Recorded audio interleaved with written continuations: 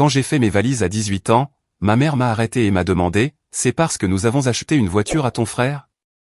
J'ai croisé son regard, et j'ai calmement répondu, non, mais parce que ça ne fait aucune différence que je sois là ou pas. Cela avait commencé assez innocemment, par un samedi matin, tout ce qu'il y a de plus normal. Vous savez, le genre de matin où l'on profite simplement de son enfance. Puis, maman et papa m'ont fait asseoir à la table de la cuisine. Ils avaient ce regard. Le regard qui dit, il faut qu'on parle, ce qui signifiait généralement, que j'avais des ennuis ou que quelque chose de vraiment bizarre se tramait. Il s'est avéré que c'était définitivement la deuxième option. Nous avons beaucoup réfléchi à tout ça, et nous pensons que c'est le bon moment pour te le dire, a commencé papa, s'éclaircissant la gorge comme s'il s'apprêtait à annoncer que nous déménagions sur Mars. Maman a pris le relais, avec un enthousiasme débordant. Nous avons décidé d'adopter un enfant. Tu vas avoir un petit frère. Honnêtement, je ne savais pas si je devais être excité, ou tout simplement inquiet. J'avais 8 ans, j'étais enfant unique, et j'étais plutôt satisfait de ma collection de jouets, et de toute cette attention parentale exclusive. Pourquoi avons-nous besoin d'un autre enfant, ai-je demandé, en cachant probablement très mal ma confusion. Maman et papa ont échangé ce fameux regard. Le code secret des adultes, qui hurle, il comprendra quand il sera plus grand. Il y a beaucoup d'enfants là-dehors qui ont besoin d'une famille aimante, a expliqué maman. Nous avons beaucoup d'amour à donner, et nous pensons que c'est une bonne chose de le partager, avec un enfant qui n'a pas ce que tu as. Ça paraissait noble quand elle le formulait ainsi, mais tout ce que j'ai entendu, c'est, tu vas peut-être devoir partager ta chambre, tes jouets, et pire encore, tes parents.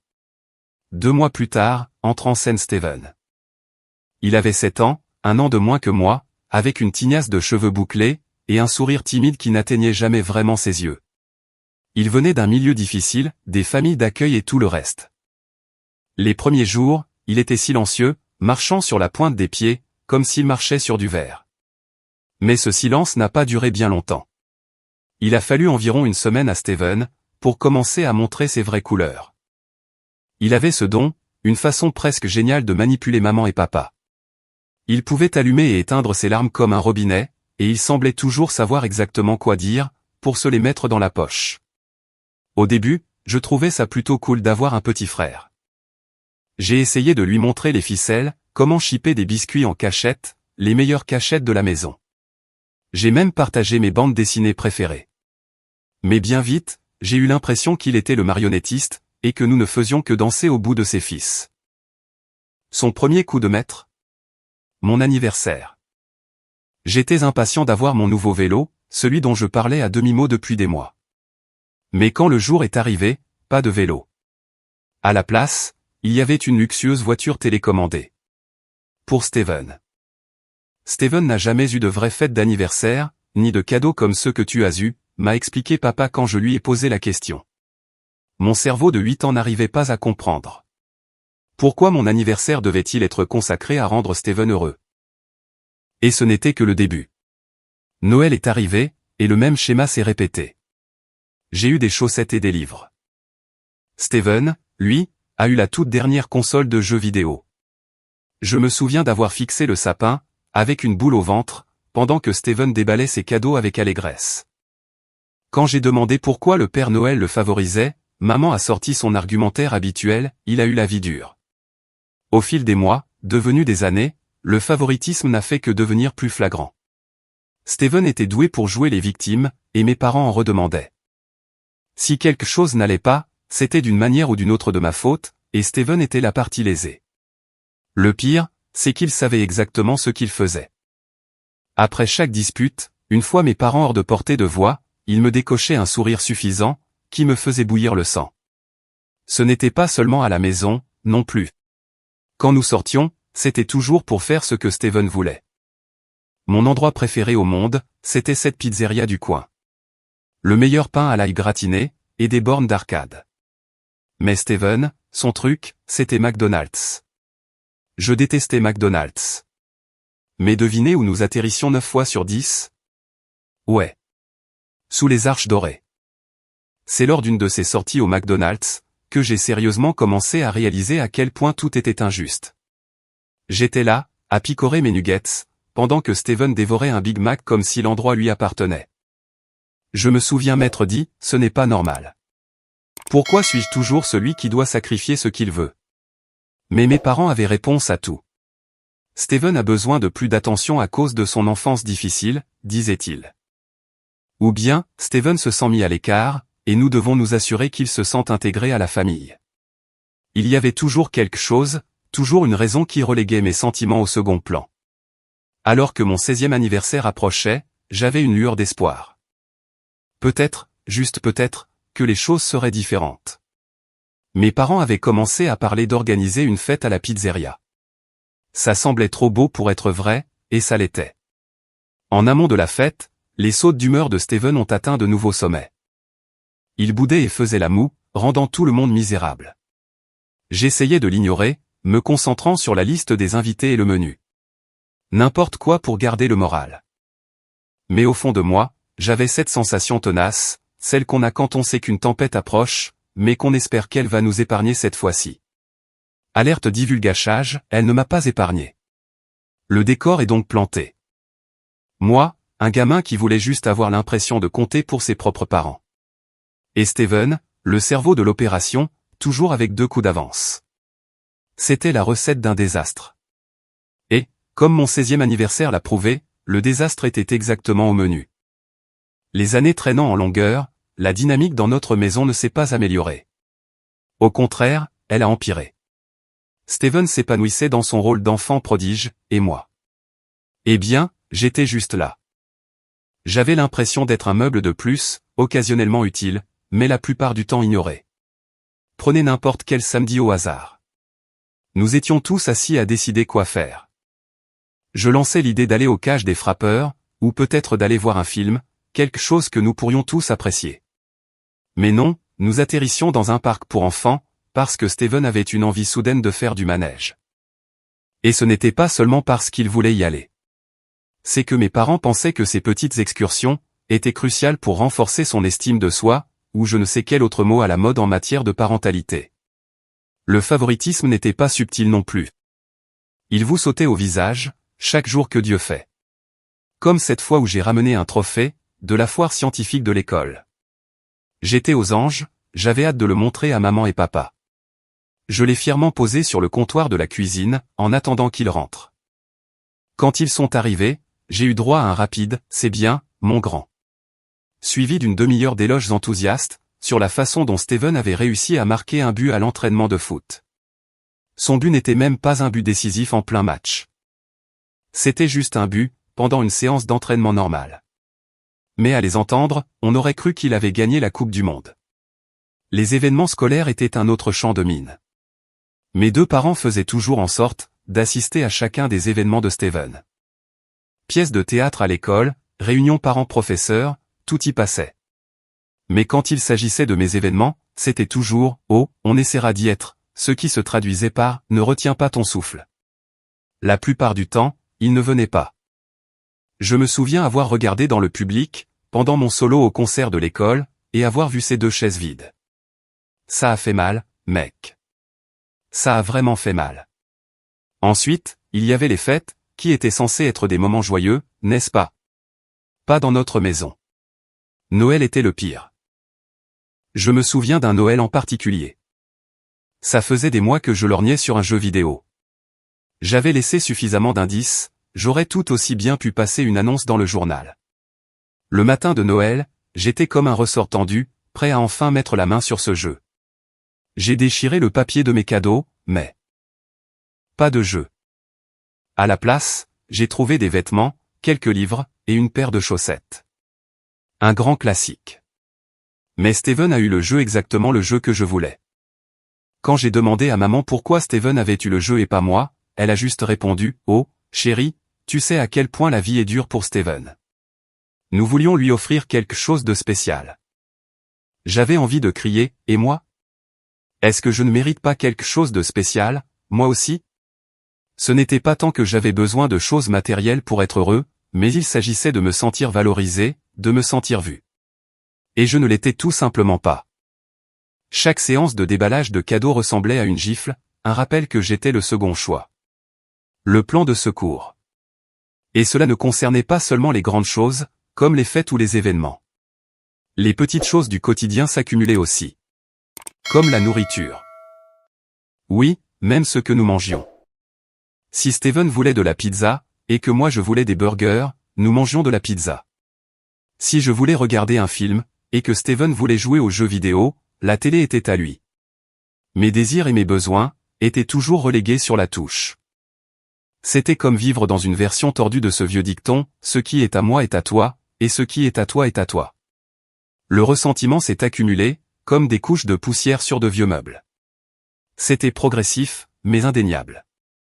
J'ai commencé à passer plus de temps seul dans ma chambre, avec mon casque sur les oreilles, essayant simplement de faire abstraction de toute cette injustice. Je suis devenu plus silencieux pendant le dîner. Je parlais moins de ma journée, et de mes réussites. Car à quoi bon? Il n'écoutait pas vraiment. Sauf si cela avait un rapport avec Steven. Même mes amis ont commencé à le remarquer. Ils me demandaient pourquoi je ne les invitais plus jamais à la maison, ou pourquoi j'avais toujours l'air déprimé. Je haussais les épaules, ne voulant pas m'étendre sur le sujet. Comment expliquer que sa propre famille vous traite comme une réflexion après coup, sans avoir l'air de s'apitoyer sur son sort? Le pire, c'est que j'ai commencé à me demander s'il n'y avait pas quelque chose qui clochait chez moi. Pourquoi n'étais-je pas assez bien pour justifier la même attention et le même amour? Je restais éveillé la nuit, luttant avec ces pensées, me disant que peut-être, je n'étais tout simplement pas aussi aimable ou intéressant que Steven. C'est lors d'une soirée particulièrement déprimante, juste après un énième dîner de célébration pour une petite réussite de Steven, que j'ai décidé que je n'en pouvais plus. J'étais dans ma chambre, et les sons de leur rire montaient du rez-de-chaussée. Ils portaient probablement un toast à la maîtrise par Steven d'un niveau de jeu vidéo, ou quelque chose du genre. Cette nuit-là, j'ai commencé à planifier. Pas juste des rêveries vagues, mais une véritable planification. Comment pourrais-je m'en sortir? Que devais-je faire pour me créer une vie, où je serais la priorité? Il ne s'agissait pas seulement de m'éloigner d'eux. Il s'agissait de trouver un endroit où je pourrais compter. À l'approche de mon 16e anniversaire, j'étais plus que prêt à voir s'ils allaient me jeter cet os de reconnaissance. S'ils allaient enfin, pour une fois, faire en sorte que la journée tourne autour de moi, même pour un seul jour. Mais au fond de moi, je savais à quoi m'en tenir. Je savais qu'espérer un changement, c'était comme souhaiter qu'il neige en juillet. Improbable et irréaliste. Mais une partie de moi, ce petit garçon qui voulait toujours que ses parents le voient, l'aiment, ne pouvait s'empêcher d'espérer. Mon 16e anniversaire était censé être un tournant, une journée rien que pour moi. Célébré dans ma pizzeria préférée, avec tous mes amis. Pour une fois, j'ai pensé que peut-être, juste peut-être, les choses seraient différentes. La semaine précédant l'événement, je ressentais même un peu de cette excitation typique des anniversaires. Comme si, peut-être, cette année ne serait pas un échec total. Maman et papa avaient commencé à en parler de la bonne manière, un mois à l'avance. Ils avaient discuté de la réservation de la salle entière. Ce n'était pas immense, mais c'était parfait pour ce dont nous avions besoin. Ils avaient même discuté de la liste des invités avec moi, pour s'assurer que personne ne soit oublié. C'était agréable, d'organiser quelque chose qui me concernait entièrement pour changer. J'avais choisi le menu, des pizzas extra fromage, des nœuds à l'ail, et bien sûr, une tour géante de soda au citron. Tout était prêt, jusqu'au jeton d'arcade pour tout le monde. Cependant, à l'approche du jour J, Steven a commencé à faire des siennes. Il était d'une humeur plus massacrante que d'habitude. Plus silencieux à certains égards, mais plus explosif à d'autres. C'était comme s'il ne supportait pas que l'attention soit portée sur quelqu'un d'autre que lui. Mes parents, comme on pouvait s'y attendre, se concentraient davantage sur le fait de le calmer, que sur toute autre chose. J'ai remarqué le glissement, la façon dont les conversations sur ma fête étaient reléguées au second plan, parce que Steven avait eu une mauvaise journée à l'école, ou n'avait pas mangé son repas de midi. Malgré les signes avant-coureurs, je m'accrochais à une lueur d'espoir. C'était mon 16e anniversaire, une étape importante. Et il devait s'en rendre compte, non? Le jour est arrivé, et je me suis réveillé avec un mélange de nervosité et d'excitation. J'ai mis ma chemise préférée, et je suis descendu. La maison bourdonnait, mais pas d'une ambiance d'anniversaire. Non, tout tournait autour de la préparation de Steven. Il avait décidé à la dernière minute qu'il voulait venir à la fête, ce qui n'était pas prévu. Steven n'aimait même pas tant la pizza que ça. Lui, son truc, c'était les burgers et les frites. Mais il était là, et on s'affairait autour de lui comme s'il était l'invité d'honneur. Au moment où nous sommes arrivés à la pizzeria, je me sentais déjà un peu mis à l'écart. Mes amis ont commencé à arriver, et ça a aidé. Nous nous sommes plongés dans les jeux, le bruit et le chaos de la salle d'arcade noyant ma frustration pendant un moment. C'était génial. Nous avons ri, concouru pour les meilleurs scores, et nous nous sommes gavés de part après part de pizza. Puis est venu le moment du gâteau. J'avais spécifiquement demandé un gâteau à la vanille avec un fourrage aux framboises. Mon préféré. J'avais hâte d'apporter cette touche sucrée, pour terminer cette plutôt bonne journée. Mais quand le personnel a apporté le gâteau, je l'ai vu immédiatement. Ce n'était pas de la vanille. C'était du chocolat. Un chocolat noir et riche, le genre que Steven adorait. La confusion s'est très vite transformée en agacement. J'ai regardé le personnel déposer le gâteau devant moi, les bougies vacillantes. La salle a chanté joyeux anniversaire, mais les mots sonnaient creux. Je me suis tourné vers mes parents, essayant de garder le ton accusateur hors de ma voix. C'est quoi ce gâteau au chocolat? Vous savez que je déteste le chocolat.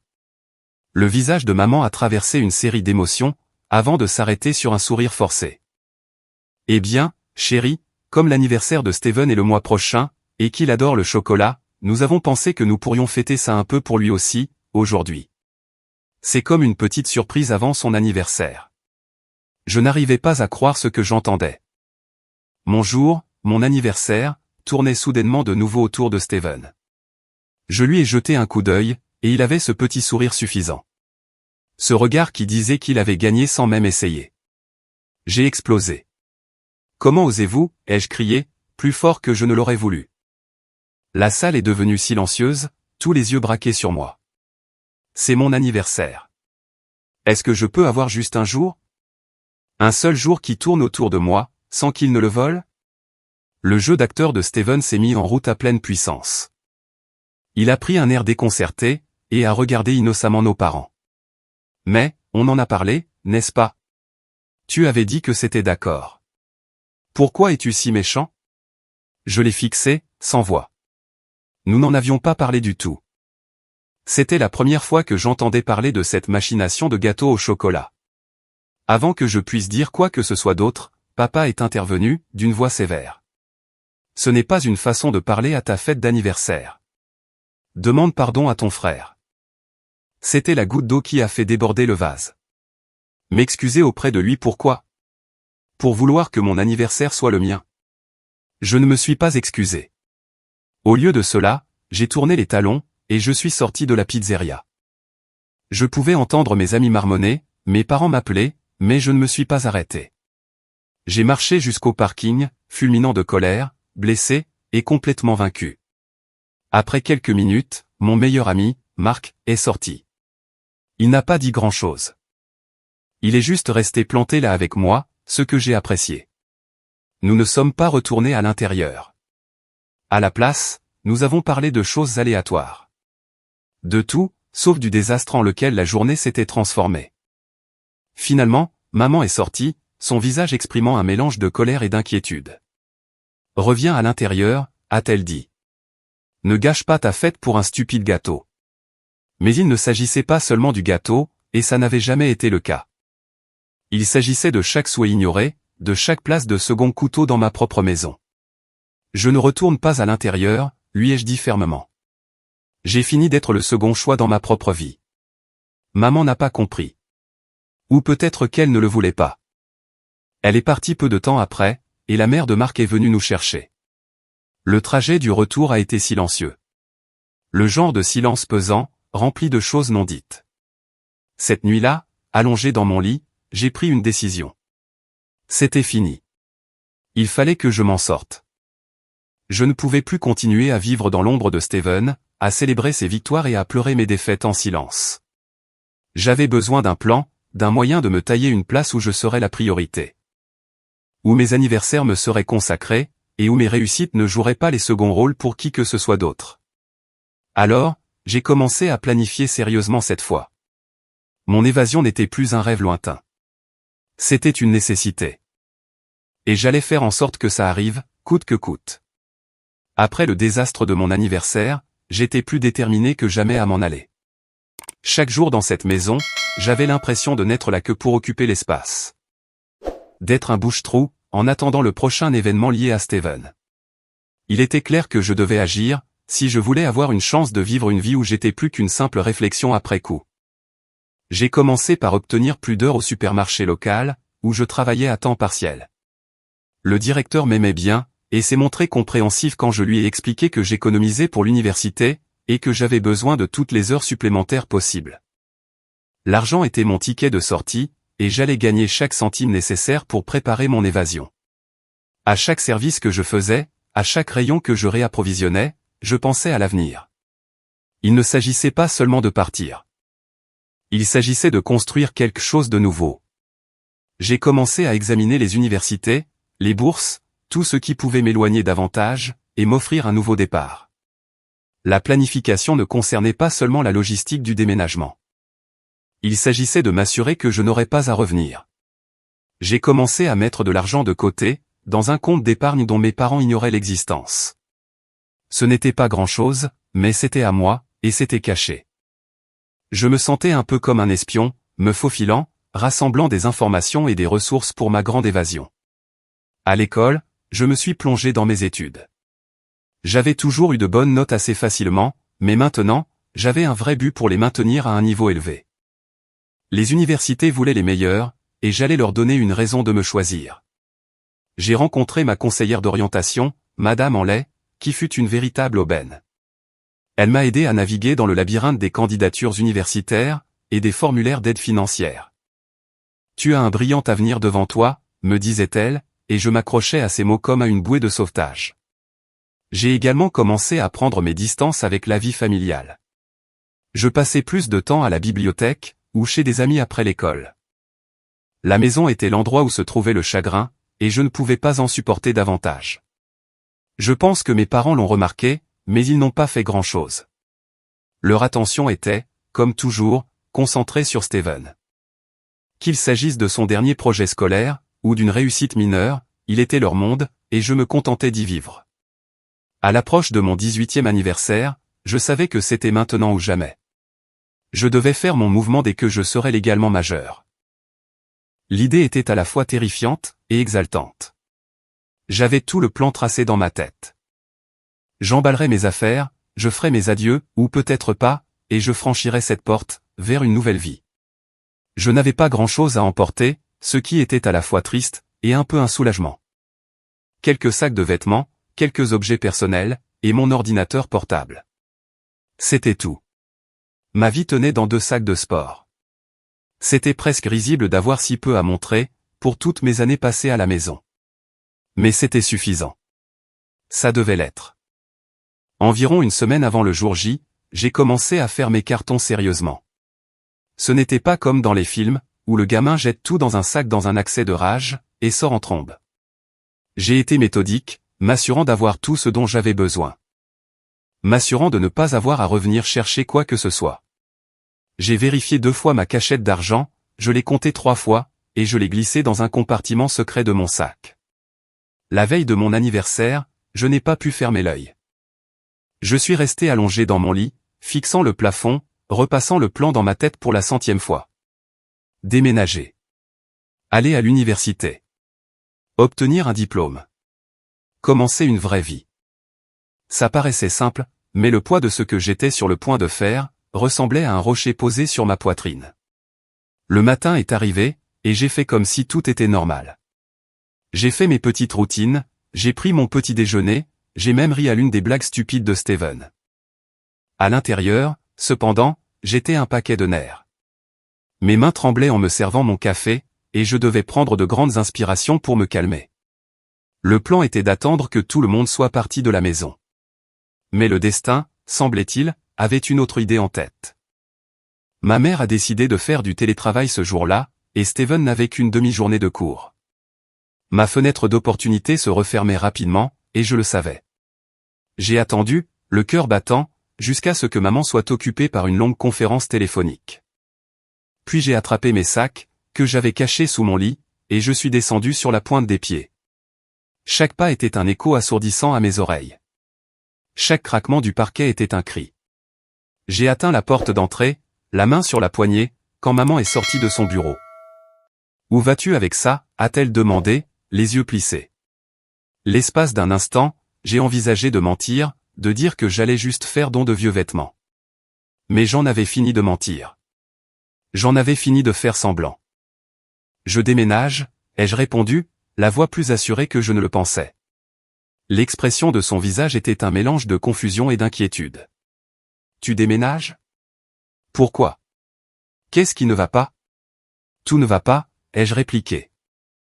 Je n'en peux plus. Je ne peux plus vivre ici en me sentant comme un fantôme dans ma propre maison.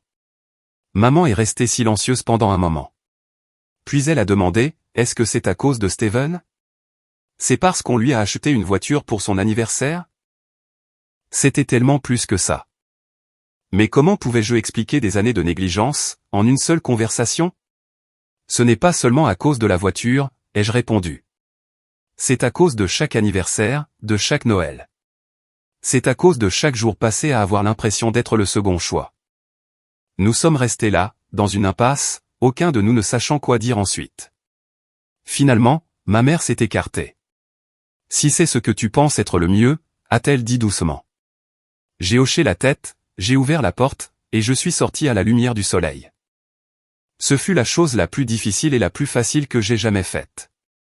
En descendant l'allée, je n'ai pas regardé en arrière. Je ne le pouvais pas. Je devais croire qu'il y avait quelque chose de meilleur devant moi. Quelque chose qui valait toute cette douleur. Et, en montant dans la cabine du pick-up de mon ami, qui avait accepté de m'aider à déménager, j'ai ressenti un mélange de peur et de soulagement. J'étais libre. Enfin et irrévocablement libre, et il n'y avait pas de retour en arrière possible. J'avais convenu avec le grand frère de mon ami, Phil, qu'il viendrait me chercher. C'était l'une des rares personnes à qui je m'étais confié sur mes projets. Il comprenait pourquoi j'avais besoin de partir, et il me soutenait sans poser de questions. Son vieux pick-up cabossé s'est arrêté devant notre maison, pile à l'heure. J'ai traîné mes sacs par la porte d'entrée, jetant un dernier coup d'œil autour de moi, avant de la refermer derrière moi. Phil m'a fait un signe de tête pendant que je chargeais mes affaires à l'arrière. « T'es prêt pour ça ?» a-t-il demandé, l'air sérieux. Aussi prêt que je puisse l'être, ai-je répondu, en essayant de paraître plus confiant que je ne l'étais. Le trajet jusqu'à mon nouvel appartement, dans la ville voisine, s'est fait en silence. J'ai passé la majeure partie du temps à regarder par la fenêtre, regardant le paysage familier céder peu à peu la place, aux rues nouvelles et inconnues de ma future maison. C'était un mélange d'étalement urbain et de désordre citadin, bien loin des pelouses soigneusement entretenues de mon ancien quartier. L'appartement se trouvait dans un immeuble modeste, un peu délabré, mais c'était le mien.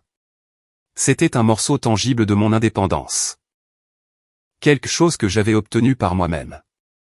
Le loyer était abordable, grâce à un arrangement que j'avais trouvé avec l'ami d'un ami, qui était le propriétaire. Ce n'était pas grand-chose. Juste une pièce, avec une minuscule cuisine, et un salon qu'on pouvait traverser en 3 pas. Mais c'était un nouveau départ. Phil m'a aidé à décharger mes sacs, et à les monter jusqu'au 3e étage. Il n'y avait pas d'ascenseur, et au moment où nous sommes arrivés à mon appartement, j'étais à bout de souffle, mais exalté. C'était là, ma nouvelle maison. Pas mal, hein, a dit Phil en regardant la pièce vide. Un peu de peinture, quelques rideaux, et ce sera très bien. J'ai hoché la tête, mon esprit fourmillant déjà d'idées sur la façon de m'approprier l'espace. Ouais, c'est parfait. Après le départ de Phil, j'ai passé les premières heures à déballer et à ranger mes affaires. Je n'avais pas grand-chose, donc ça n'a pas pris longtemps. J'ai installé mon ordinateur portable sur le petit bureau dans le coin du salon, et j'ai accroché quelques affiches au mur. C'était nu, mais c'était un début. Cette première nuit, je suis resté allongé dans mon lit, dans mon nouvel appartement, en écoutant les bruits de la ville. Les voitures klaxonnaient, les gens criaient, et quelque part tout près, un chien aboyait sans cesse. C'était bruyant. Tellement différent de l'atmosphère calme et oppressante de la maison de mes parents. Ici, il y avait de la vie, du chaos, et c'était revigorant. Les semaines suivantes ont été un tourbillon d'activités. Je me suis inscrit à l'université locale, en utilisant la bourse que j'avais obtenue pour couvrir la majeure partie des frais de scolarité. J'ai trouvé un emploi à temps partiel dans un café du coin, ce qui me donnait un revenu suffisant pour couvrir mes frais de subsistance, et commencer à me reconstituer quelques économies. L'université a été une révélation. J'étudiais des sujets qui me passionnaient, je rencontrais des gens qui s'intéressaient aux mêmes choses que moi. Pour la première fois depuis longtemps, j'avais l'impression d'être à ma place. Je me suis plongé dans mes études, déterminé à tirer le meilleur parti de cette opportunité. Mais tout n'a pas été rose. Il y a eu des moments de doute, des nuits où je restais éveillé à me demander si j'avais pris la bonne décision. La rupture avec ma famille a été plus dure que je ne l'avais prévu. Il y a eu des moments où il me manquait. Ou plutôt l'idée de me manquait. L'image de ce que j'avais toujours espéré que notre famille puisse être, et non ce qu'elle était réellement. Ces moments de faiblesse ont été difficiles, mais je les ai surmontés. Je le devais. Faire marche arrière n'était pas une option. Je savais que, quelle que soit la difficulté de la situation, elle ne pourrait jamais être pire que de se sentir invisible dans sa propre maison. En m'installant dans ma nouvelle vie, j'ai commencé à me sentir de plus en plus sûr de ma décision. Je me suis fait des amis. De bons amis, qui m'ont soutenu et encouragé. J'avais de bons résultats en classe, et mes professeurs ont remarqué mon travail acharné. Je m'étais échappé. J'avais pris le contrôle de ma vie. Je construisais quelque chose de nouveau, quelque chose qui n'appartenait qu'à moi. Et, pour la première fois depuis très longtemps, j'attendais avec impatience ce que l'avenir me réservait. Je ne faisais plus que survivre. Je m'épanouissais. Et je savais que, quels que soient les défis qui m'attendaient, j'avais la force de les affronter.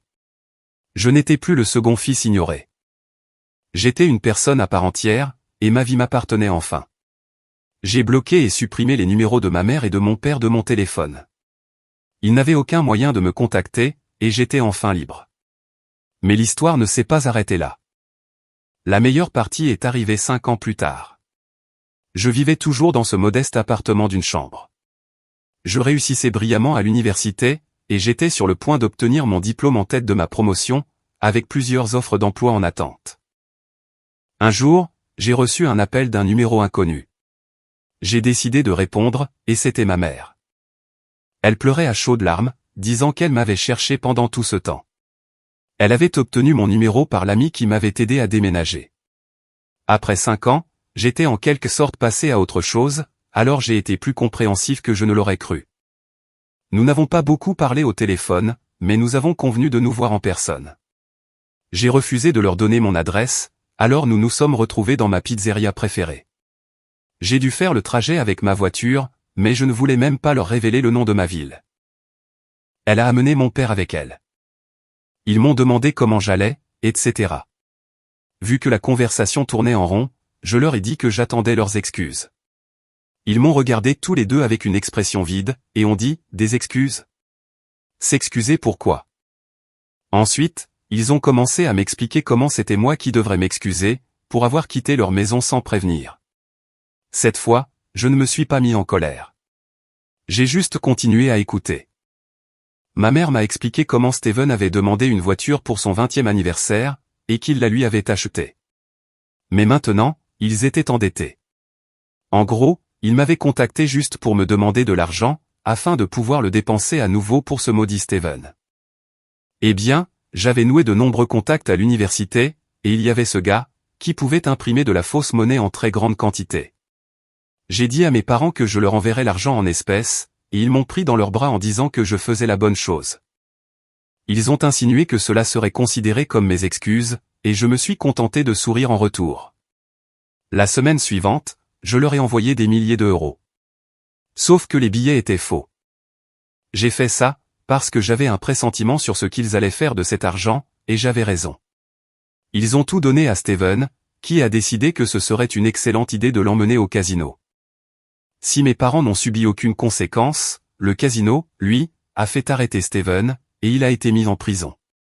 J'ai de nouveau bloqué le numéro de mes parents, et je profite actuellement d'un week-end spa, avec ma magnifique petite amie. La prison, face au spa. C'est le bonheur absolu. Honnêtement, j'y pense encore tout le temps. Qu'auriez-vous fait à ma place? Avez-vous déjà dû faire face à une dynamique familiale aussi perturbée? Laissez-moi vos réponses dans les commentaires ci-dessous. J'ai vraiment hâte de connaître votre opinion.